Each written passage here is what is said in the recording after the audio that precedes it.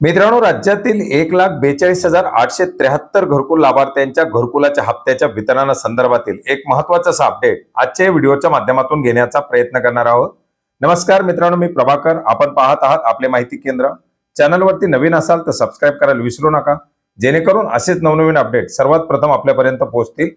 मित्रांनो, राज्यामध्ये राबवल्या जाणाऱ्या घरकुल योजनांपैकी एक महत्त्वाची अशी घरकुल योजना म्हणजे यशवंत घरकुल योजना, यशवंतराव चव्हाण मुक्त वसाहत योजना।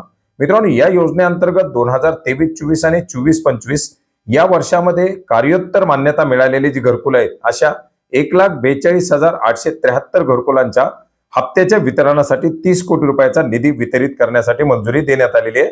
मित्रांनो, याच्या संदर्भातील आपण 10 ऑगस्ट 2026 चा हा GR पाहू शकता, ज्याच्या माध्यमातून जालना, यवतमाळ, धाराशिव, गोंदिया, भंडारा, चंद्रपूर, सांगली, नागपूर आणि लातूर, जळगाव या जिल्ह्यामधील 30,027 लाभार्थ्यांना घरकुलाचा हप्ता वितरित करण्यासाठी 10 कोटी रुपयाचा निधी, तर 2024-25 मध्ये घरकुलासाठी कार्योत्तर मान्यता मिळालेल्या अमरावती, कोल्हापूर, गडचिरोली, चंद्रपूर, छत्रपती संभाजीनगर, जालना, नागपूर, परभणी, बीड, बुलढाणा, यवतमाळ, लातूर, वर्धा, वाशिम, सोलापूर आणि हिंगोली या जिल्ह्यामधील 1,12,846 लाभार्थ्यांसाठी 20 कोटी असा एकंदरीत 1,42,873 लाभार्थ्यांसाठी 30 कोटी रुपयाचा निधी हप्त्याचं वितरण करण्यासाठी मंजूर करण्यात आलेलं आहे आणि लवकरच हा लाभार्थ्यांच्या खात्यामध्ये आता वितरित केला जाईल। तर मित्रांनो, घरकुल योजनेच्या संदर्भातील हे एक अतिशय महत्त्वाचा आणि दिलासादायक असं अपडेट होतं, ज्याची माहिती आपणास नक्की उपयोग पडेल अशा आशा करतो। भेटूयात नवीन माहितीच्या नवीन अपडेटसह।